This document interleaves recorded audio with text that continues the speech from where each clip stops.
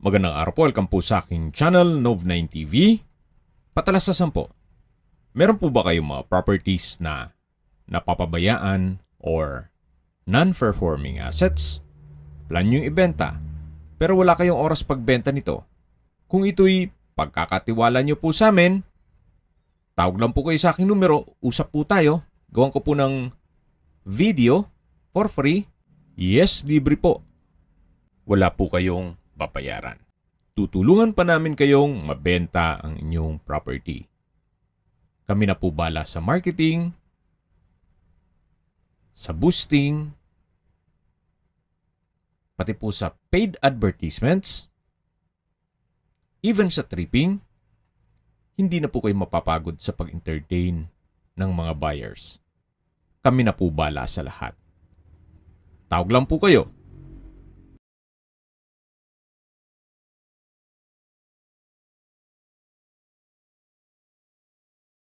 Nandito po tayo ngayon sa isang exclusive subdivision na malapit po sa Tagaytay.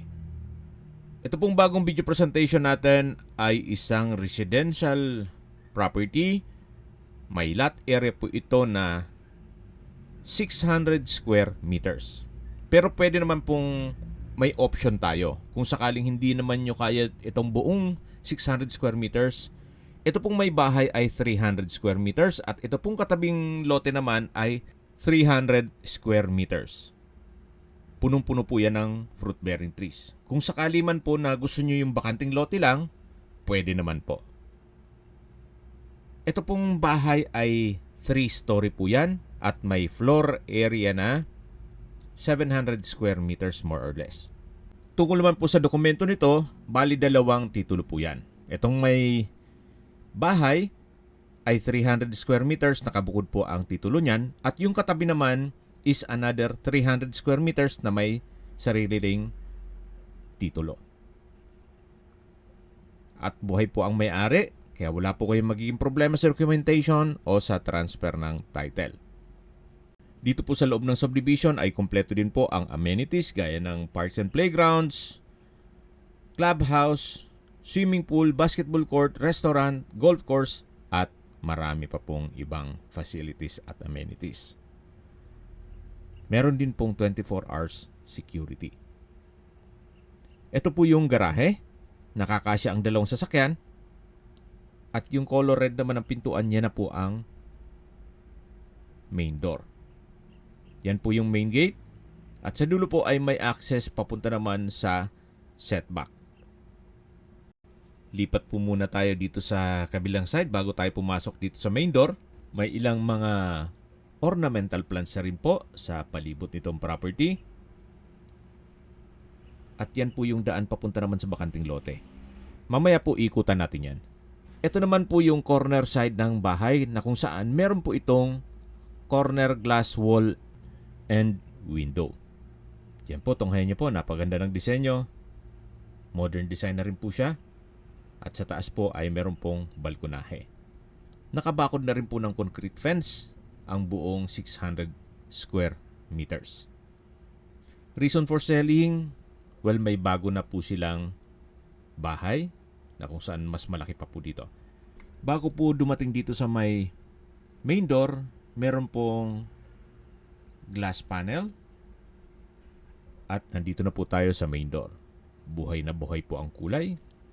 Color red. Double door at welcome po dito sa bahay ni Ma'am at Sir. Napaganda po, napakaliwalas. Ito po yung living area o salas. At fully furnished pala ito. Lahat ng makikita nyong kagamitan ay kasama po, pera po sa personal staff ni owner. Sa dulo po yung corner glass wall and window na nag-serve sa as natural sunlight. Then meron din pong pocket indoor garden. Naka-ceiling cove design, may pin lamps, center lamp, at meron din pong access door na papunta naman sa balkonahe. Yan po yung daan papunta dun sa bakanting lote na kung saan pumwesto tayo kanina. At ito pong balkonahe hanggang sa dulo po yan. Balik po ulit tayo dito sa loob. Ito po yung living area o salas. May sofa set, center table. At sa dulo man ay yung hagdan na papunta naman sa basement at sa second floor. Ito naman po yung dining area na may dining set at pendant lamp. Open concept lang po, walang partitions, kaya napaka aliwalas. Ito pong ceiling ay naka ceiling panels. Then sa dulo po ay may customized glass window na nag-serves as natural sunlight. At nandito na po tayo sa may formal kitchen. Meron po itong breakfast nook. At dito naman po yung tinutukoy ko na customized glass wall and window. Ito naman po yung pantry na naka soft close hinges at meron pong pull out drawer. Meron din po ditong kitchen countertop with stainless sink and faucet. May kitchen drawer and cabinet. May gas range, range hood, refrigerator. At ito po yung breakfast nook. At katabi lang ang dining area. Dito naman po ay yung daan papunta sa dirty kitchen. Check po natin. Meron po itong kitchen countertop, double stainless sink with faucet, malaking kitchen window, at storage ng kitchen utensils. Ito pong kitchen countertop hanggang sa dulo po yan. Ito naman po yung access door papunta sa likod ng bahay na mayroon pong service area at pugon. Pababa po yan hanggang dun sa may basement. Balik ulit tayo dito sa loob. Yan po yung dirty kitchen. At dito naman po yung formal kitchen na napakalaki po ng espasyo. Kahit ilan po kayong gumalaw dito sa kusina, hindi kayo magbabanggaan dyan at ang laki ng space. Sa may dining area po ay meron din pong glass wall and window. At yan po ulit ang living area o salas. Ito po yung staircase at sa dulo naman yung pintuan mula sa garahe. Ito naman po yung powder room. Meron po itong urinal, water closet, hand wash basin at malaking vanity mirror. Sa dulo po ay may bathroom window at ito'y naka-tile bathroom wall. Meron din pong exhaust fan. Yan po yung garahe. At yung main gate. Naka-tile flooring din po itong main gate. Balik na po ulit tayo dito sa loob. Yan po yung main door. Yan tayo pumasok kanina. Then yan po yung indoor na garden at yung living area. Ito po yung staircase. Yan po yung papunta sa basement. Itong pababa. At ito naman papunta sa second floor. Ito po yung naka-wooden staircase, stainless handrail at glass railing. Meron pong malaking staircase window na nag-serve as natural sunlight. Samahan niyo po ako. Akyat po tayo. At nandito na po tayo sa second floor. Meron pong wall-mounted na wooden shelf. 3-layer po yan. At ito naman po yung unang kwarto o master bedroom. May bed frame and mattress.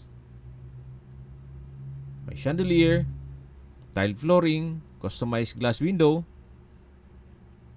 may TV rack, at meron din po itong sariling toilet and bath. May couple hand wash basin, vanity mirror, bathroom cabinet. Ito naman po yung walk-in closet na may full body mirror. At dito naman po yung banyo. Dito po sa kabilang side ay yung shower enclosure. Check po natin itong water closet with bidet. May towel holder, wall-mounted bathroom cabinet, may bathroom window, exhaust fan, at shower enclosure na may overhead shower. Then, from floor to ceiling po ang tile bathroom wall. May towel holder din po. Ito po yung toilet and bath ng master bedroom. Napakalaki po ng espasyo. Naka-ceiling cove design. Ito pong glass window ay may blinds. Ito naman po yung access door papunta sa balkonahe. Meron rin pong split type aircon. At yan po ang inyong mga magiging kapitbahay. Tunghayan nyo po. Dito naman po ay secured ang inyong pamilya. Meron pong 24 hours roving guards at napaka-stricto po ng security sa main gate. Napakatahimik po ng lugar, sariwa ang hangin, at malamig po ang klima. Ito po yung nasa mataas na lugar. Ang estimated elevation above sea level ay 2,000 feet. More or less. Yan po yung harapan ng bahay. At doon naman sa kabila, yung bakanting lote. Yan po yung glass window ng master bedroom na meron pong blinds. At babalik na po ulit tayo dito sa loob. Ito po yung aluminum door. At ito na po yung unang kwarto na meron pong walk-in closet at toilet and bath. Labas na po tayo. Balik po ulit tayo dito sa may hagdan. Yan po yung staircase window. At ito naman po yung hallway. Check po natin yung ibang kwarto. Ito po yung second bedroom. Naka-wooden door. At meron din pong bed frame and mattress. Split type aircon. Electric fan. Sliding glass window with blinds. Ceiling cove design with pin lamps. Wooden design ng tile flooring. At meron din po itong sariling toilet and bath. May hand wash basin. Water closet with bidet. Vanity mirror. Tile bathroom wall. Meron din pong walk-in closet. Halos same design nung unang kwarto. At meron din po itong shower enclosure. May bathroom window. Ito po yung shower enclosure. May overhead shower. Hot shower set. At tile bathroom wall. Ito po yung toilet and bath with walk-in closet ng second bedroom o pangalawang kwarto. Malaki po ang espasyo din ito. At labas na po tayo. Balik po ulit tayo dito sa may hallway. Yan po yung master bedroom, family area, at dito naman po yung third bedroom o pangatlong kwarto. Naka-wooden door. Malaki din po ang espasyo. May split type aircon. Sliding glass window with blinds. Ceiling cove design with pin lamps. Split type aircon. Bed frame and mattress with bedside table and lampshade. Meron din po itong walk-in closet at toilet and bath. May hand wash basin, vanity mirror, water closet with bidet, wall-mounted towel holder, tile bathroom wall, shower enclosure, at overhead shower. Meron din pong hot shower set. Ito po yung toilet and bath ng third bedroom. Yan po, tunghayan nyo po ulit. Wala na po kayong ipapagawa dito. Ito po ay well-maintained. Labas na po tayo. Balik tayo dito sa hallway. Yan po yung mga kwarto dito sa second floor. Malaki ang spasyo. May sariling toilet and bath. Ito naman po yung tinutukoy ko na family area. Na kung sakali man na malaking pamilya kayo, pwede po itong gawing another room. Well, depende po sa inyo kung anong magiging use nyo dito. Yan po yung corner glass wall and window. Meron din po itong access dito sa may maliit na balkonahe na naka-aluminum screen door. Naka-glass railing. Ang laking bagay po nitong mga glass wall and window. May natural sunlight at nakakapaliwalas.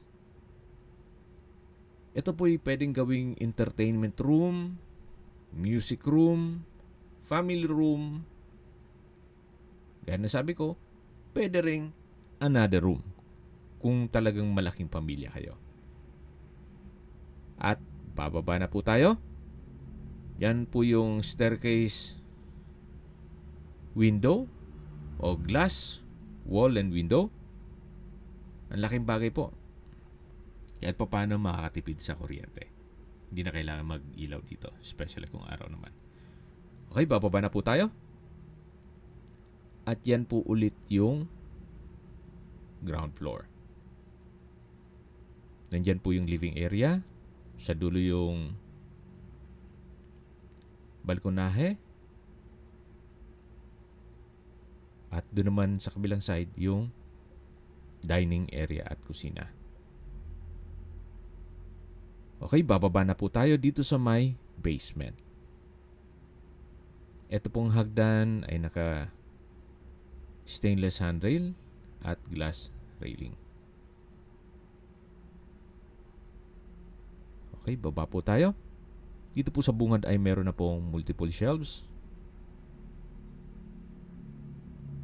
Kung ano man mga kagamitan pwedeng ilagay dyan. At ito naman po yung understair storage. Na may pintuan yan at may ilaw. Lipat po tayo dito sa kabilang side.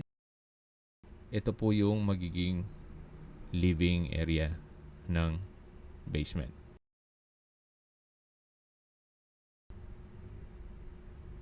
Check natin yung stock room na malapit po ito sa may service area.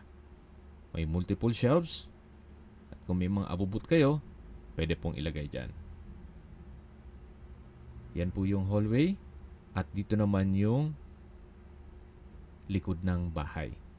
Yan po yung hagdan papunta dun sa may dirty kitchen. Yan po yung concrete fence. At dito po sa likod ng bahay ay meron pong setback.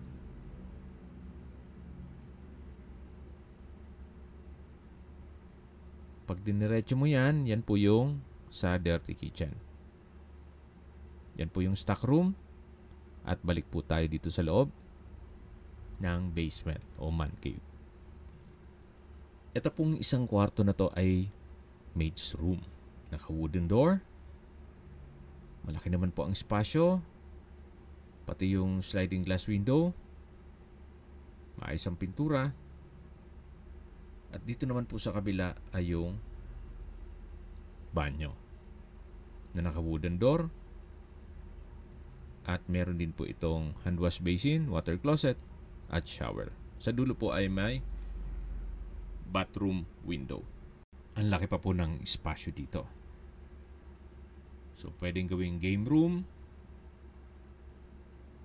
or lagyan ng guest room. Depende po sa inyo kung anong pwede nyong gawin dito sa laki ng espasyo na to.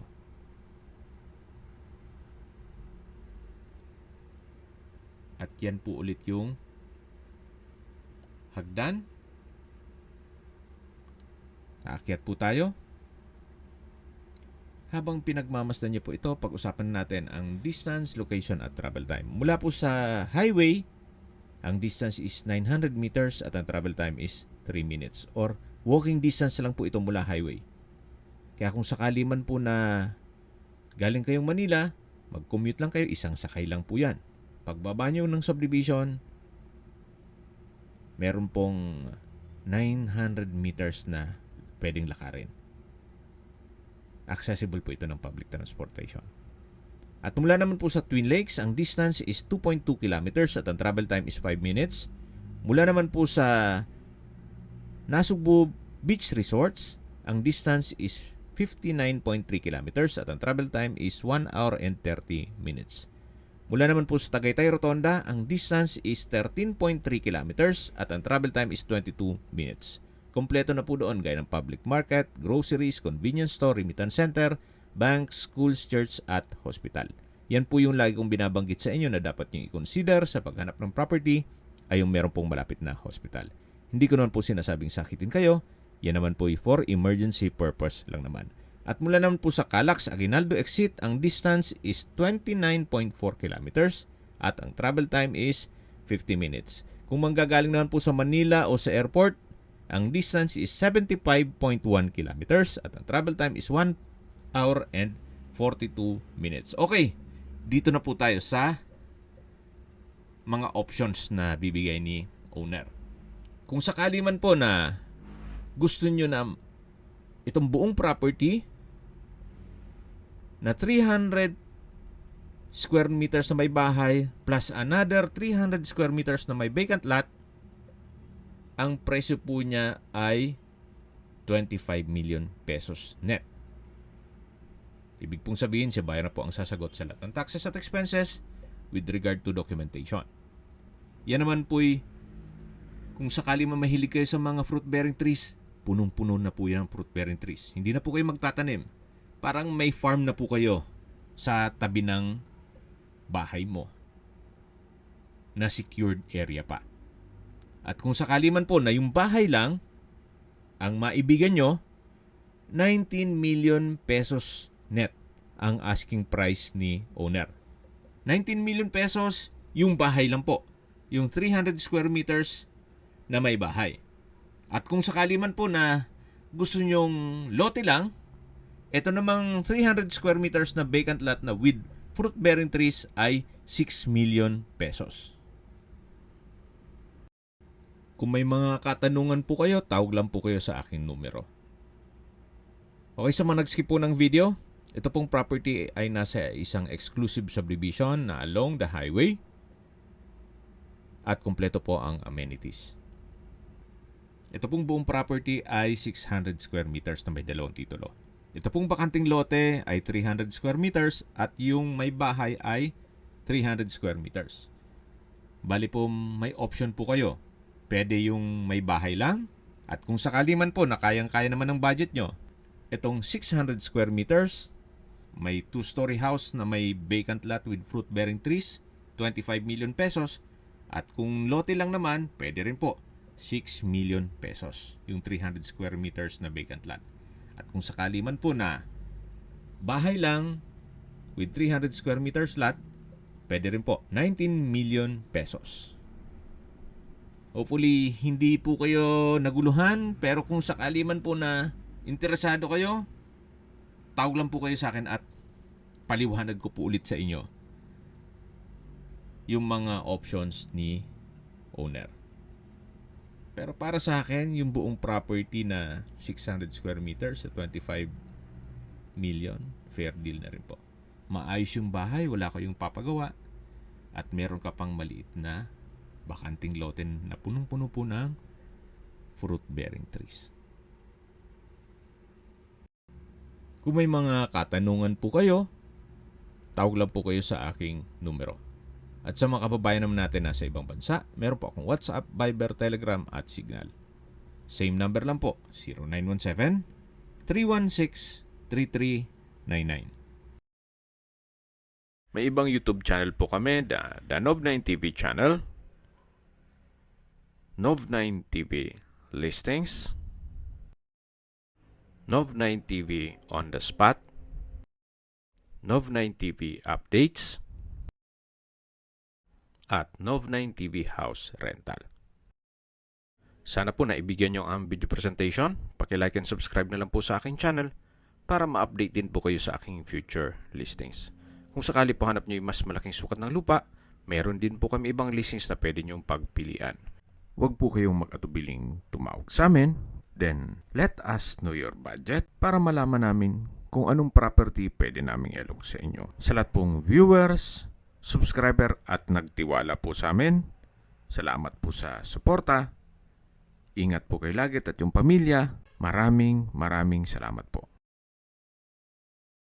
Sa mga nagtatanong naman po ng aming Facebook, meron po aming Facebook page na Nov9 TV at Facebook Real Video. Meron din pong TikTok at Instagram.